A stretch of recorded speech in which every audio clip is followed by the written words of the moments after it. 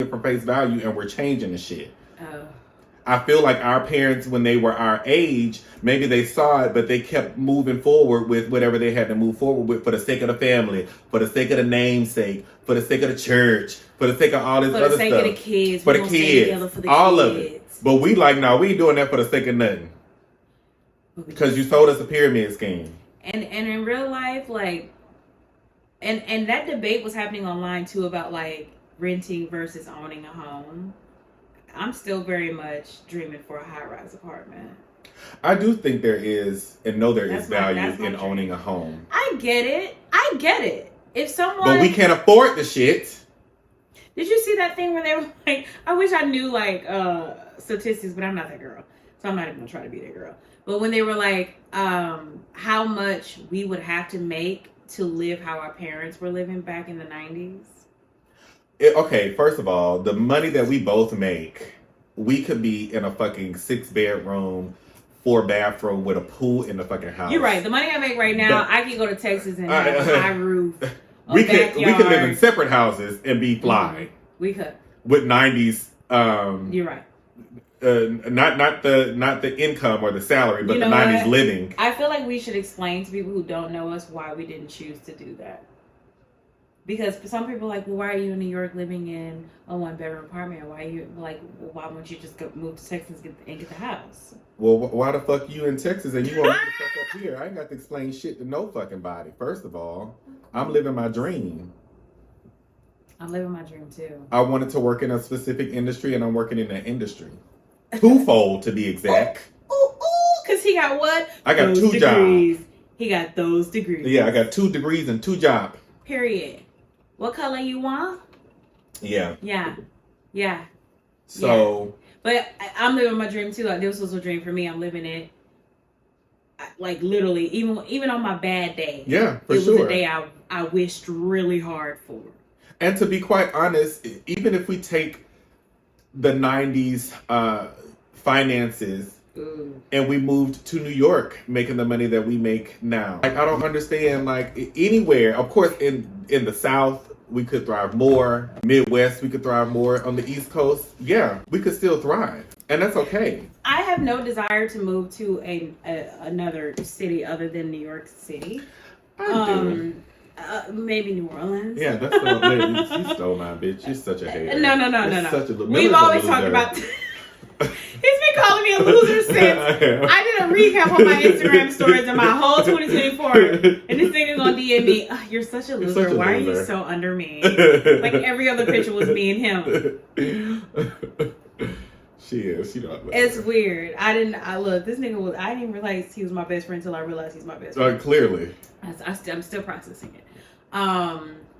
But like, again, people come and say that shit too. Well, why wouldn't you just want a house? And like, why wouldn't you want to like live in a city that's rah rah rah? And I'm like, that's not the fuck I want to do. We can't afford it. And I feel like with millennials now, since I can afford it if I wanted to move to Texas. Oh, for sure.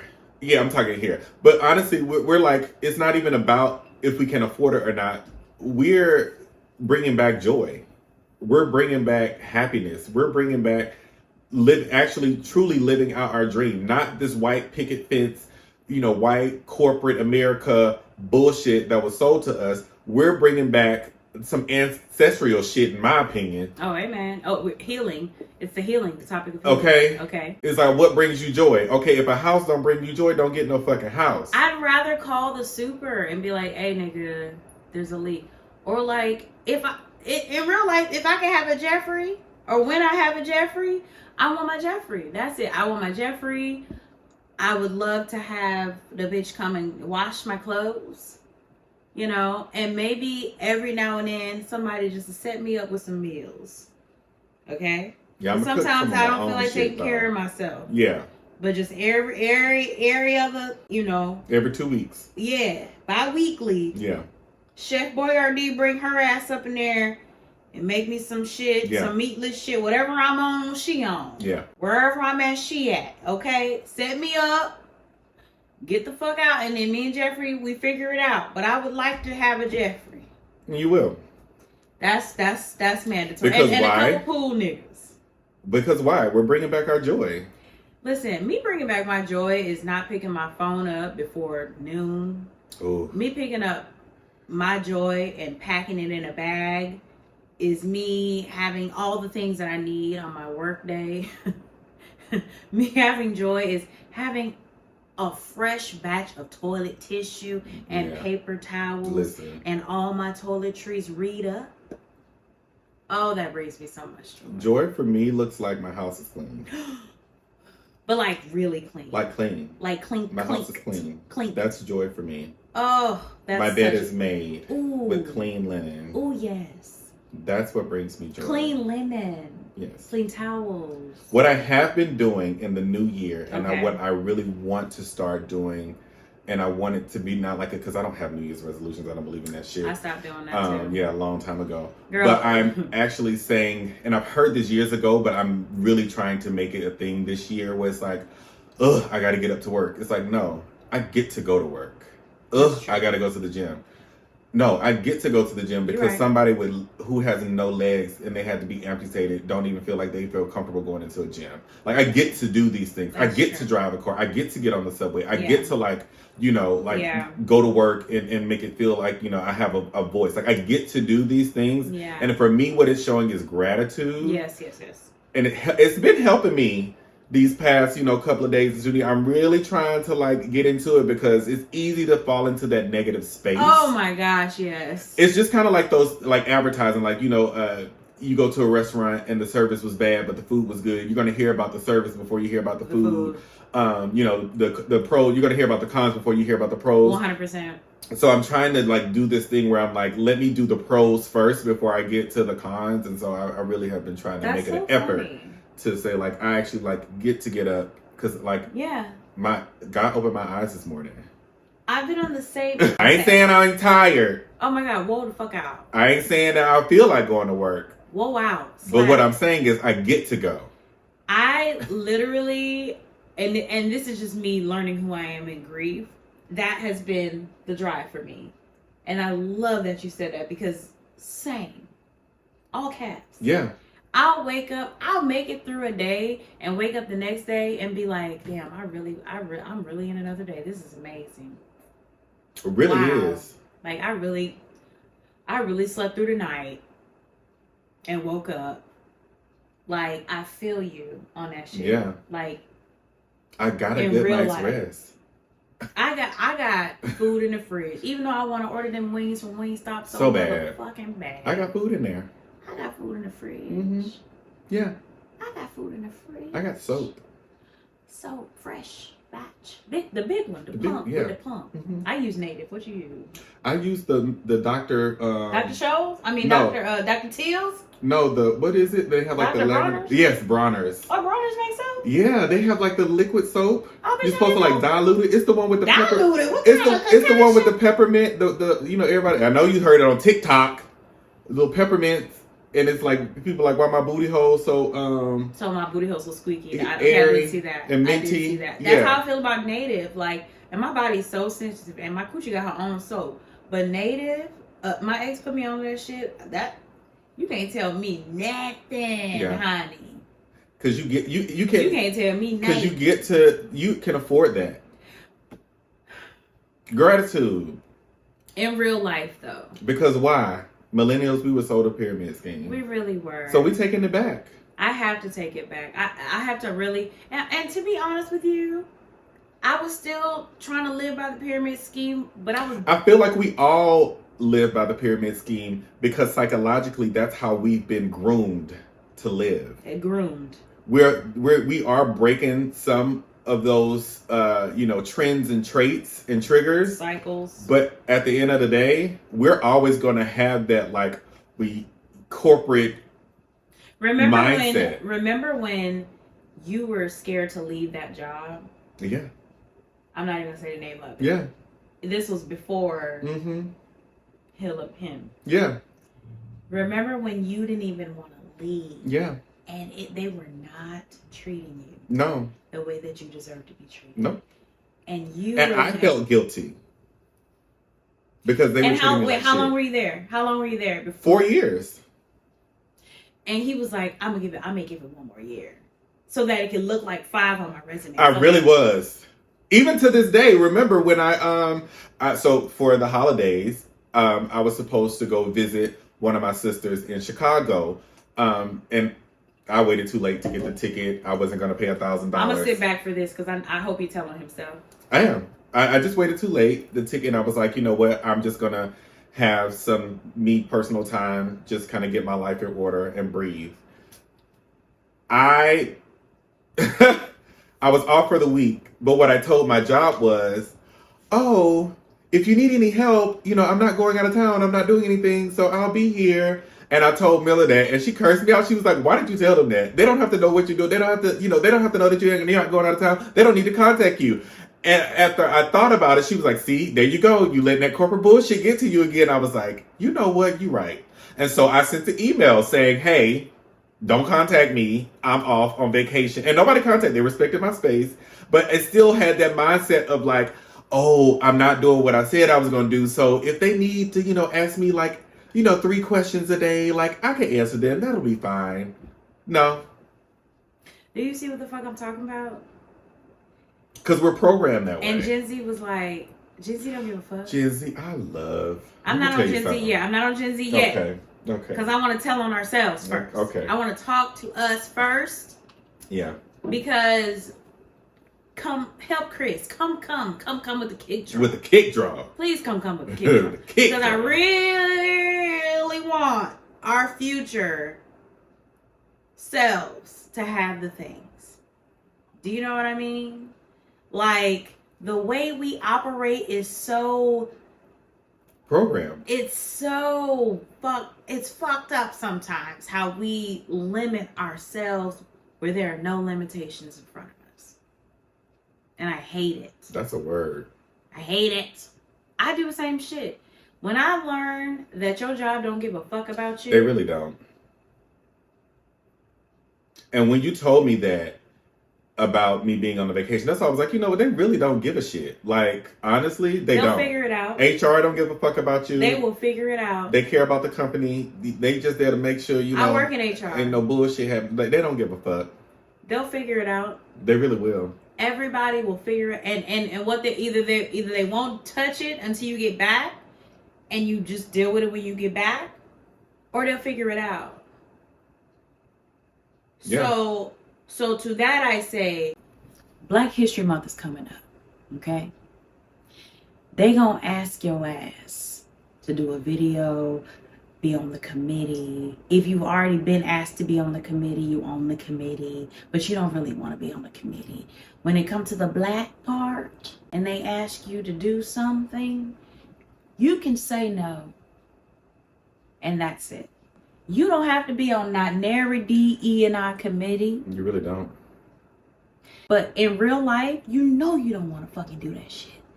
You don't want to pick the movie for movie day for Black History Month. You don't want to pick the catering company. You don't want to pick the activity. Let me pick the activity. You know what I'm going to do? All my white co-workers, y'all come out here and pick some fucking cotton. That's what the fuck I'm going to say. As a matter of fact, scratch what you just said. I hear what you saying. Fuck that. No! Be on the goddamn committee. No! And you know what? Especially if you down south and they want you to plan an activity, guess what you do? You get you a goddamn charter bus. You find you a cotton field and you take them white fuckers out there and you make them pick their cotton until their damn hands bleed. And you can have them out there from 5 a.m. to 8 p.m. at night. And they better come back with a full bag. That's what I'm gonna do. And and you know what? For lunch, you give them the scraps. You give them the pig feet. You give them the chitterlinks. Yeah. You want to celebrate? Let's celebrate. You done? I can't even. I don't even want to be seen. Because that's what I'm gonna do. But I hear what Miller's saying, y'all. Don't be on the committee. But if you want to be petty like me, that's what the fuck I'm gonna do. If they ask me to be on some goddamn Have you ever been asked? I have not been asked exactly to be on a Black History Month committee. However, I have been asked to be on a Pride committee. Okay, well, Pride to me, Pride's a little different. They're both important. It's both the same though. But in real life, even if you're a senior manager to entry level, you do not have to, just because you are the only black person in the company or one of the three. You do not have to. It is not, if that shit is not written in your offer letter, under your responsibilities, you do not have to do that shit. Sit back. Ask me to plan something for Yom Kippur. Ask me to plan something for fucking Yom Kippur. Ask me then. Okay. Don't fucking ask me in February. Don't fucking ask me the third week in January to do something for fucking Black History Month. And if somebody try to check you for not joining that shit, if you not covering your ass in Black America, if you ain't got receipts by now, that's another call. That's meet me over here and we're gonna chat about that too. Because CYA. I planned a Black History tour for different offices for this company I worked for. We had offices in a few in Texas, Atlanta, Denver. Everybody had to do a Black History something. Atlanta was the easiest, obviously. They went to old lady game. Had dinner. See? There was a cooking class in Texas. Cheap. Everybody can get there, make the dish, community, team building. I don't think that's within the realm of Black History. Why is it? I feel like that's not. Because I'm gonna make y'all eat chicken feet. I said, okay. Well, what do you suggest they do in Texas? Visit the site where Juneteenth was. That's what I would have made their ass goddamn do. Go out there and pick some motherfucking cotton. See, you gotta listen. Flip it on these hoes. In Texas, there was slaves in Texas too. Y'all would have made them go out there in that field. I'd have made them go visit the Juneteenth site.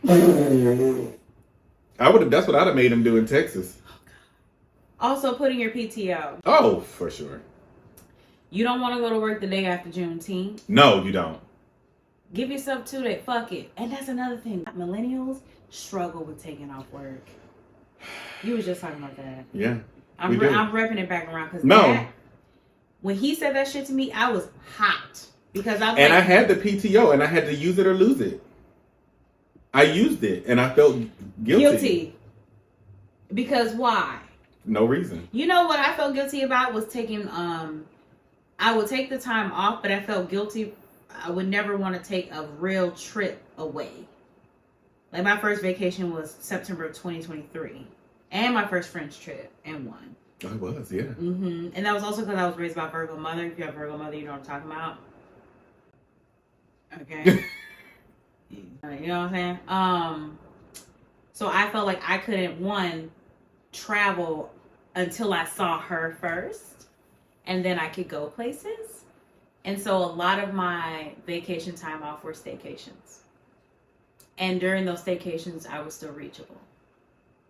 So technically, I was still working on my vacation. I'm learning that now and not feeling guilty for it. And that's crazy that I'm accepting it for what it is now.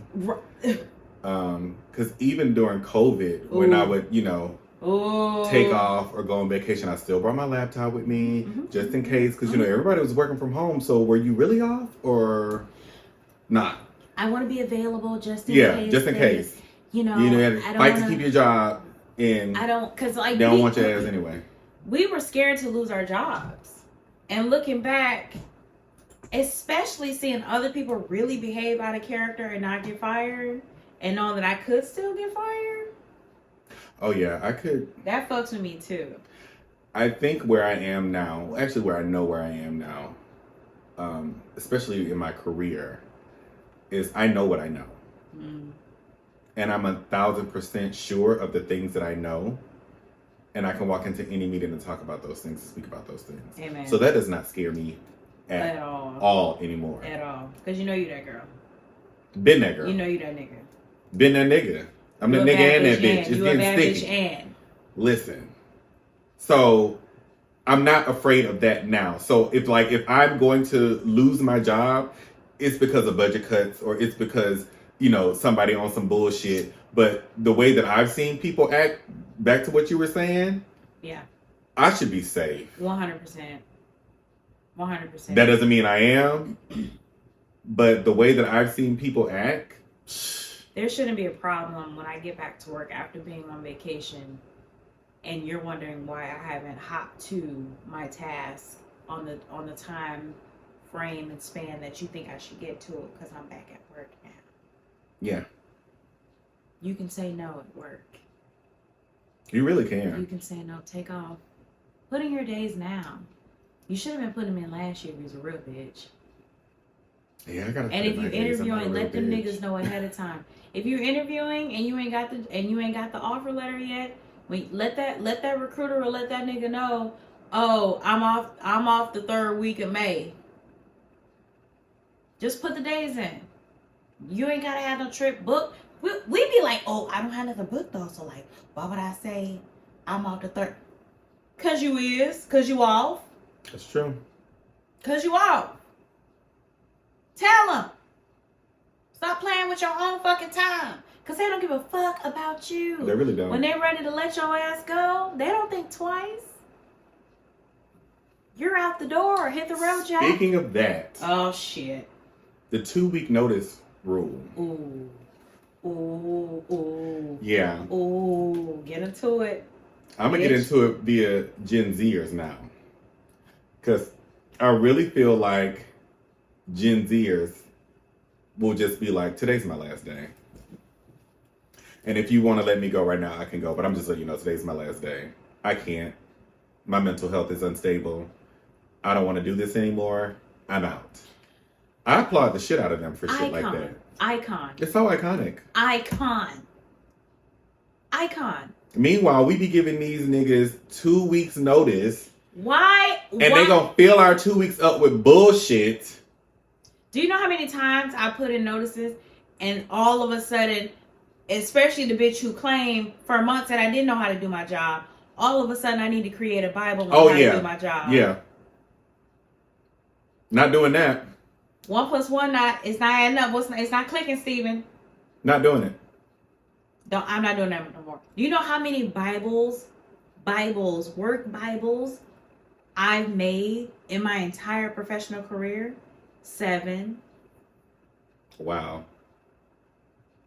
I've only made 3. 7. Actually 4 with this new job. 7. And I don't do the Bible or the guidebook for them. I do it for me. And I'm always trying to figure out why this wasn't done before I got here. And if it is, it's on a sheet of paper and it's written down. You really think somebody's going to do that? That's a pet peeve for me. Yeah, no. I'm going to type this down. I'm going to take screenshots of where they need to go. I'm going to put an arrow where they need to go. So just in case something happens with anyone, anybody could come into this role and do it. And I just do that for me. I'm sorry. Did you say? Oh, yes. I have been places where it's written down in pencil. And it's just like in pencil. And then they copied it through a copy machine and they gave you the copy. Ma'am, no, you are lying to me. In the fashion industry? Yeah. Girl. Ghetto. and somebody thought that was okay. But you double checking my word. Mm-hmm. And the playbook that I actually made when I put in my 2 weeks notice, I had to go over with senior managers. And walk them through it. Then walk them through the process as they did it live, just to make sure they had it. Okay. But I don't know how to do my job. Right. Okay. Now you get nervous. Oh, you panic. Because I put my 2 weeks notice in on Tuesday. Oh yeah, I'm letting this fester. I'm going to have Wednesday, Thursday, Friday, Saturday, Sunday. First of all, and even that is too much. At this point, I want to be like the Gen Z. You're right. I ain't doing a fucking thing. Because what you gonna do, fire me? Who gonna check me, boo? I ain't doing shit. Y'all got it. Y'all got it. Yeah, you're right. Y'all got it. I applaud Gen Z so much for how they, like... Where did they get this shit from? Because we didn't teach them that. Yes, we did. Did we teach them that? I really feel like millennials taught them that. I feel like every generation has kind of breaking away from different norms, and I feel like millennials, we definitely broke away from, from sexuality to gender identity. Okay, like we were like no, our parents did it with the boomers and the Gen Xers with like the flower children and the Woodstock and like all that. We broke the glass ceiling. Free love. Though. Yeah. You're right. And we were like, okay, y'all been talking about this shit for a long time. We busting this bitch wide open because we here and we been here and like. No apologies given. We don't give a fuck. So I really do feel like we set the tone for them, just like and they have ran with it. I personally think because we grew up without social media. Oh, for sure. We were one of the first batches of like playing outside. Yeah, we're the last generation that played outside. Yeah, last generation to play outside. We're the last generation to be somewhere in your mama and I know where the fuck you at. Nope, on a wing and a prayer. Literally prayer. Yeah. Literally trusting the ancestors to get your ass back home. And didn't they get us home? The fact that I was on airplanes flying across the country every year and my mom had no idea when my flight was landed in Dallas, Fort Worth, and then went to the Bay Area, unless I called her from the desk. There was no tracking flights on your phone. Nope. The fact that I used to do like drive and read a paper at the same time so I know where the fuck I was going because I didn't have a phone that MapQuest, you had to print it out. I had to print it out and read it. And you better know how to reverse it. I know how to read because a lot of times maps. You didn't have the paper you only had enough paper to print out one way. So you better remember the locations and the landmarks to reverse that shit. So you had to look at the coming. And then reverse it the and be like, all right, we made, so it said make a right on Prospect. So that means now we make a left on Prospect. Right, exactly. All right, we're going to go straight and then we're going to make a right. So now I make a left on Albertson. Yeah, okay. Got it. Context clues, which is why we know how to network and y'all don't. Yeah, it is a lot of y'all don't know how to network. Gen Zers that I do love. I went to Culture Con and I was highly upset with and they were having whatever time they thought they was having. I was sitting back like, what is this? Well, this is why club culture has gone down. Oh my God. Lounge. They don't know how to dance in the club. Remember we went to that club Thanksgiving 2023, like around Thanksgiving time, and everybody was just standing like this. Oh yeah. Not knowing what to do. And I walked in and I was like, did something happen before we got here? No, that's just how they do. What's tea? I was making eye contact with too many fucking people that night. And then I realized I was like, oh, y'all don't really know how to have a good time. No. Without your phone being out and doing... People don't dance no more. All they do is this. What? That's fucked up. Yeah. I'm really glad I got to experience that and really just like... I remember being in the club when a bunch of Rihanna songs dropped. And like... What a blazer on. Sweating my swoop out. Because they had a dress code. Eyeliner at the club. Eyeliner, that little wing I did. No t-shirts. Smudged. No hats. No hats. No do-rags. No Air Force Ones. No Air Force. Niggas, you was wearing her bottoms in the club. Yeah, for sure. He was wearing Aldo shoes. Aldo shoes. Legit Aldo shoes. Skinny jeans. A cardigan. You probably had a t-shirt under your collared shirt. Yeah, a t-shirt.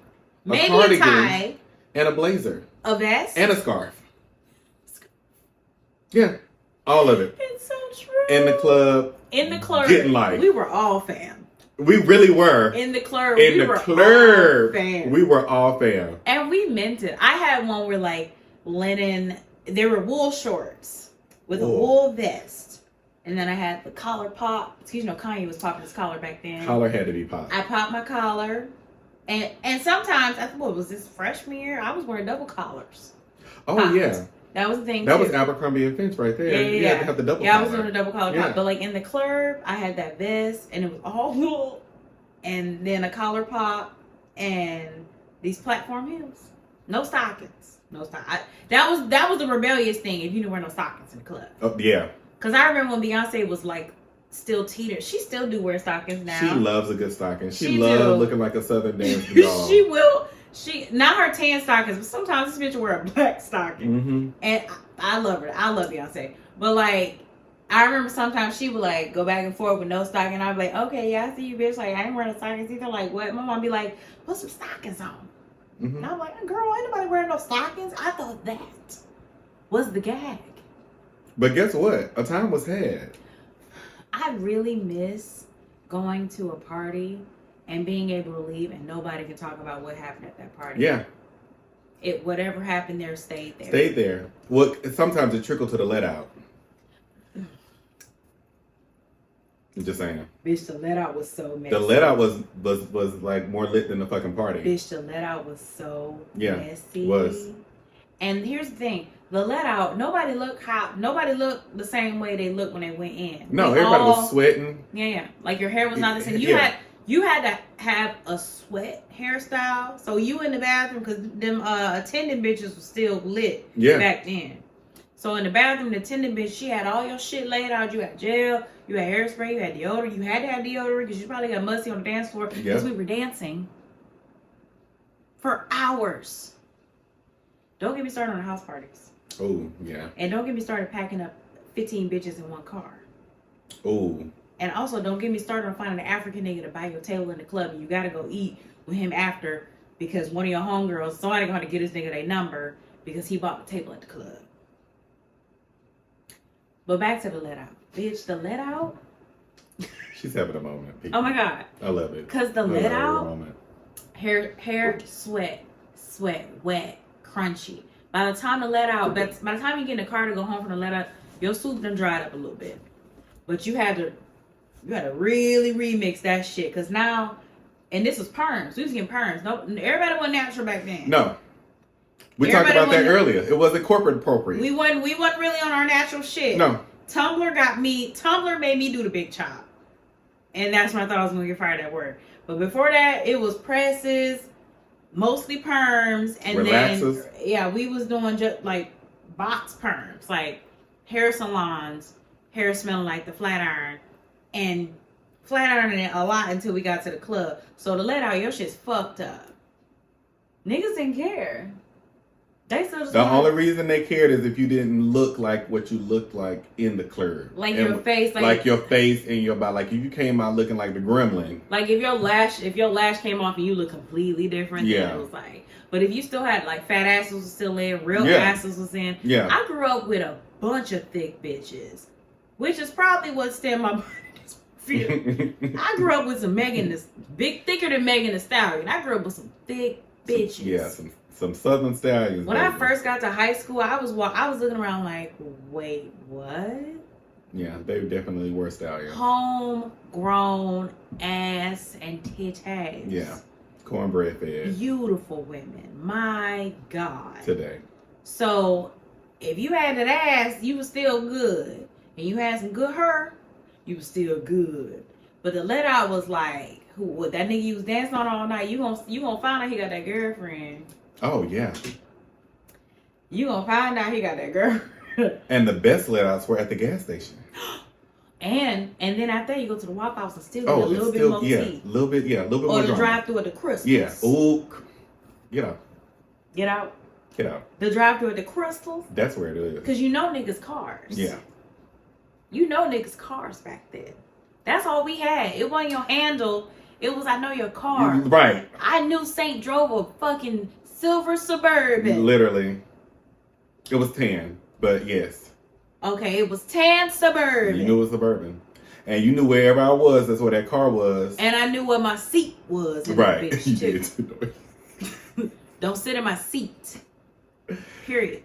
You knew who was at the party before, because we did not have phones on, so you knew who was at the party based off of their car being there or not being there. Like, oh, such and such ain't got here yet. Okay, yeah, I don't see that car.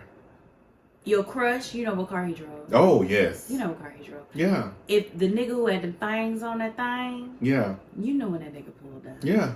And he knew when to pull up. He was still at his friend's house. The one who got the liquor from the liquor store. The nigga who got the money. Yeah. The nigga who got the money. Mm-hmm. Yeah, you know what his car looked like. And that let out everybody.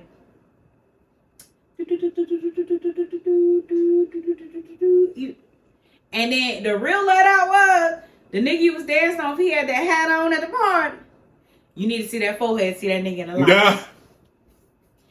That's when you really saw Jamiroquai, that forehead. You saw that nigga, that Wayne head came out. You saw that nigga without that hat on, or you saw that nigga in the light and realized you was dancing with a butterhead all night, shawty. That's an epic fail. But it was a good time. It was a great time. Oh, it was such a good time. I feel really sorry for Gen Zers that they don't get to experience that. Just privacy, like legit privacy. Yes. I miss I crave parties where it's not about who all there. We just we have those parties, but do we? I'm like people. We did. People don't dance no more. We do. I dance. Yeah, for sure. I love freeze parties. Yeah. Freeze parties gives me that vibe. And then people are looking at us like, oh, they dancing. It's like, yeah, that's bitch. what you're supposed to do. The fuck? I like this song. The fuck I'm gonna do? Yeah, they're awkward. They're so that's awkward. Definitely a con for them. It is a con for them. They can definitely be awkward. Oh my god, they're so awkward. It's so weird to me that of all the things that I appreciate about them, for sure, they can't network. They can't go to events and just kind of like be themselves. Yeah, it's weird. I don't know what, and I'm blaming social media, I guess, because I'm just like. That's the only person to blame. I really feel like they are on some, especially at like these culture cons and fashion cons and all these things. Like, there's a fashion con? I'm just okay, I don't know. Okay. Romantic con, I don't know. Big perm, big work, big. I don't give a damn. I feel like in all these like cons, they just want to figure out who's on the panel, be a part of the panel discussion. How can I how can I be on the panel next year? Like, who do I need to smooze up with to But get do the they panel? know how to smooze? And Issa Rae made a really good point. What she said? A while ago. I was like, people always talk about networking up when you need to be networking linear because those are the people you're going to grow with. And it makes so much sense. 100%. And I don't think these Gen Zers truly understand what it means. Because first of all, it makes sense because we're all the same age and we're all kind of doing the same things, and mobility is going to grow and we're going to go up at the same time. Some people may grow up faster than others, but at the same time, if you're networking with those people, some of those people can get you in those spaces and at those tables. And they think because you're networking up, baby, half of those people who network up, they two shades out the door. And they're taking social media to a place to where it's teaching them how to do everything. And although social media is a great platform to teach you certain things, there are things that when you turn off a camera and when you turn off technology that it can't teach you. It can't teach you common sense. I don't remember growing up when people used to be like, if you don't know how to change a flat tire. Right. Like, women should learn how to change a flat tire. Men already know. Speaking of that, though, Gen Zers are actually getting back, and I love the news. I love the news. Lord Jesus. I love it. Lord Jesus. So I did see a story on the news the other day about how Gen Zers are now skipping out of college and trading it for trade school. I love that idea. And they're learning how to be welders, and they're learning how to be mechanics, and they're learning how to be. That's how half of us got our last names. HVAC, repair people and plumbers and electricians. Like they're learning how to do those things again because it's a dying art. Yeah. At the end of the day, we need that shit. Nigga. Because why? Millennials, we were what? Soda pyramid scheme. So we just like, we don't need no trade jobs. We don't need to do that. That's beneath us. We're gonna go and get these corporate America jobs. I want to be partner. I want to be made partner. Partner. We over here made partner, but we calling Task Rabbit. We over here partners and senior directors. Woo! But we don't know how to put our dresser together. We over here making six figures, but we don't even know how to cut an onion. What the fuck? And Gen Z like, okay, you know what? We gonna figure it out. We gonna figure it out because there's money in this. Because why?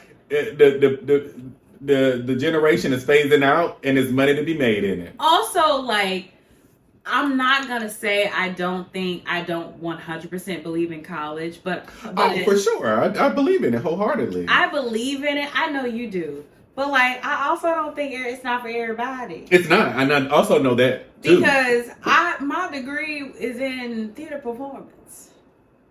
That's great, and my career is in operations, marketing, and human resources. And that's okay, but you got it. Oh, I'm a beast. I'm a beast. But like, girl. Well, that's what I'm saying with Gen Z. They're seeing these things on Instagram. And they're like, oh, we don't have to go to school to do X, Y, and Z. And for a lot of them, they're making bank. And kudos to them. Like, shout out. Are we going to talk about the fact that I can barely put a toenail on OnlyFans, but I would have, what did I say? Heat his meat. Oh, I was yeah. this nigga's meat. Yeah. Mm-hmm. But I can't even put a pinky toe on the OnlyFans and make $10K a month. Yeah. And I'm waiting on direct deposit from somebody else's company that I work at. Or just get on Instagram and just tell truth. And just tell people how to get a job. Right, exactly. Can't even do it. You know how hard it was? Saint was telling me, bitch, let's put these videos up on. Let's just put these videos and put these videos. Just do it. I was like, do you know to this day, I have a website that my mama still ain't seen? And she passed away. She see it now. The website. She see it now. Can you accept it if you have to be 18 plus? You know how the website. No, it's not that website. It's like, are you 18 or over? No, it's my Niggas Need Therapy. It's our Niggas Need Therapy website. Oh, okay. I just wanted to make sure. Okay, it's that. So she's never seen it because she know everything now. And I stopped being scared of her, and we stopped talking about 4 months because I was like, I'm standing on business. I'm going to stand on this until we both learn how to just be humans in this relationship. Because I cannot live by your standards and try to live my life at the same fucking time. Generational. Oh, that's interesting. Oh, I like that. That was Karen telling us that's it. She said, don't talk about her like that. She said, don't talk about me. We're going to see y'all next episode. What? Good night.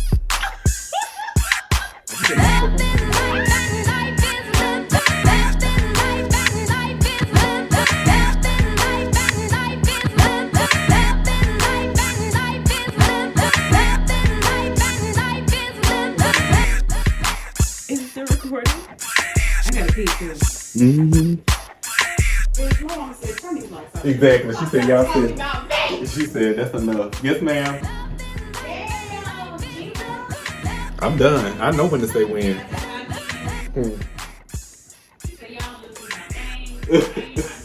Now trying to tell all my business. Shut the cameras. I'm about to order some food.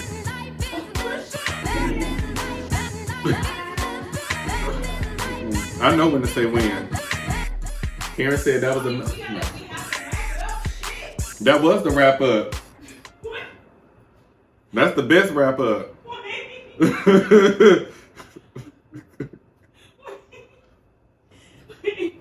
Wait, let me say something in the credits or something. You won't need nothing.